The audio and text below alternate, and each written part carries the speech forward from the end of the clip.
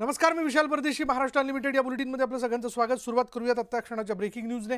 आणि ती breaking news अशी आहे की महाविकास आघाडीची 20 सप्टेंबरला महत्त्वाची बैठक पार पडते. विधानसभा निवडणुकीबाबत त्यामध्ये चर्चा होणार आहे. जागा वाटपाबाबत निर्णय होण्याची शक्यता आहे आणि अशी माहिती न्यूज 18 लोकमतला सूत्रांकडून मिळते.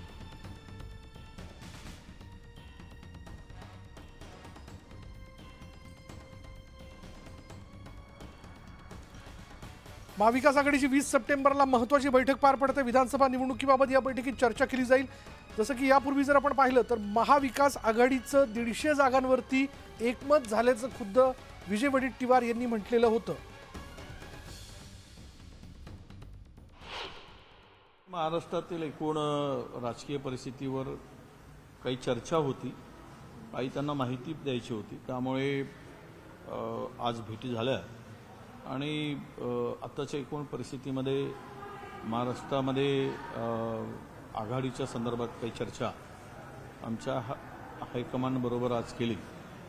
आणि ही चर्चा केवळ माहिती घेण्यासाठी आज बोलवलेली बैठक होती आणि ती माहिती वरिष्ठांच्याकडे आम्ही पोहोचवली. त्यामुळे येणाऱ्या निवडणुकांच्या दृष्टिकोनातनं जागा वाटपाच्या मुद्द्याला घेऊन महाविकास आघाडीच्या महत्त्वाच्या नेत्यांची बैठक जी आहे ती त्या बैठका ज्या आहेत त्या बैठका वारंवार पार पडताना आपण बघतोय. मुंबईत देखील याबद्दलची बैठक काही दिवसांपूर्वी पार पडलेली होती आणि आता आपण बघतोय की 20 सप्टेंबरला पुन्हा एकदा एक महत्त्वाची बैठक जी ती पार पडणार आहे. अधिक तपशील आपण जाणून घेणार आहोत. आमचे प्रतिनिधी प्रशांत रामदास आपल्याबरोबर आहेत. प्रशांत, जागा वाटपाच्या विषयाला घेऊन महाविकास आघाडीच्या गोटात नेमक्या काय हालचाली सुरू आहेत? महाविकास आघाडीची एक अत्यंत महत्वाची बैठक, ही तिसरी बैठक आहे. येत्या 20 सप्टेंबरला होणार आहे. या बैठकीमध्ये जागा वाटपासंदर्भातलं चर्चा होण्याची शक्यता आहे. महत्वाचं म्हणजे या जागा वाटपाचं काय सूत्र असावं या संदर्भात विस्ताराने या बैठकीत चर्चा होईल.